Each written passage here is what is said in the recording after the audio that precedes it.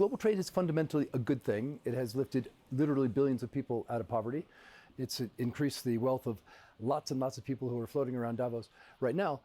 But of course, it left big chunks of the population behind. And telling them to just get over it.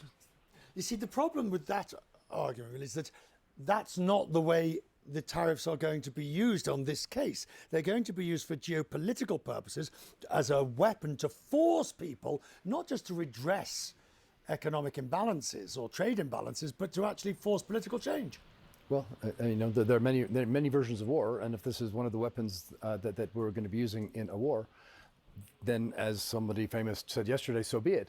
But that's not a good outcome. Right? Wars aren't good outcomes. Obviously, there's peaceful resolution to issues that advance all of mankind and all of the participants in the war. And nobody wins in a war, even if somebody comes out on top. So, yeah, is there a prospect of the U.S. and China, or U.S. and friends, China and friends, actually finding a way to cooperate, or at least be a little bit less antagonistic? Yeah, there's a really good way, given the common interest. And in that world, you're not throwing tariffs around. Are you preparing your clients for a more difficult environment in the next 4 years? Absolutely. And it's not just the next 4 years, it's the last 4 years and the last 8 years. So the reconfiguring of supply chains, the reconfiguring of payment and investment flows began before the first Trump presidency. Of course, it accelerated during Trump. It accelerated further as a result of COVID. And it's no matter what the political environment is from here, it's going to keep on going. So what needs to happen?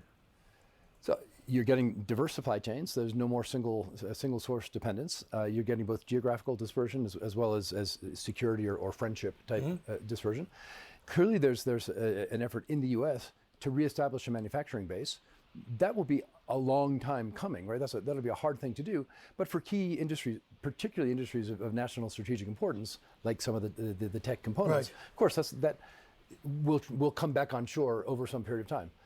That's the new world. When you look at the global economy, you were saying the consensus is things are reasonably okay. Does that worry you? Yeah.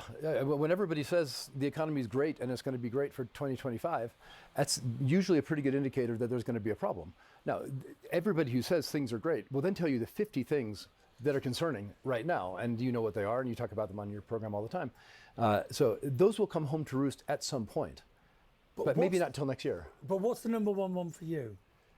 The number one for me is, does a new Trump administration, together with the leadership of China, find a way to veer towards some, there's not going to be a rapprochement, but some sort of entente that allows the world to move forward with a little bit more certainty than we have right now, or do things get a lot worse? Are you jubilant at the thought of less regulation? I think there's a significant fine-tuning that's required now, 15 years after the financial crisis. When I'm talking about finance here, but there's lots of other regulation that we're talking about as well. But yeah, the financial crisis was one of those existential moments. Governments needed to respond. They did with a sledgehammer, and we're in broadly good shape. But it's time to take the sledgehammer out, maybe get an ice pick and just start chipping away. And maybe you'll have a different sculpture at the end altogether, but probably not taking another sledgehammer out to break the whole thing down. The next 4 years in one word. Ooh. Spelling? Don't worry, we've had this. We look the other way at this point.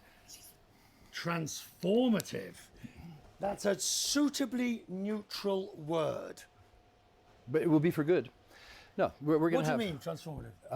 We're going to have we will settle into a different geopolitical reality, one way or the other. Yeah. We will settle into a new form of financial infrastructure that I think will make it very clear that the financial system is moving onto blockchains. With various forms, cryptocurrencies will play a part. Stable coins will be much more important than that, I think. Payment rails will evolve. It doesn't mean the old guys go away and the new guys take over, but it will have transformed in the meantime. And I think we will come to realize the folly of not addressing the climate change challenge over the next 4 years. The folly of not addressing. Yeah. But with the new administration in Washington, arguably even going backwards. Washington is clearly going backwards. The private sector, I would say, across the world is going forwards. Other very large countries like China and India are going forwards. So yeah, I think on balance, but we will not have addressed the issue head on by a long shot. And I'm afraid it's already pretty clear to me that that's a mistake, but it's going to be very, very clear to everybody over the next 4 years what a big mistake that is. And I hope it's not too late to get our act together.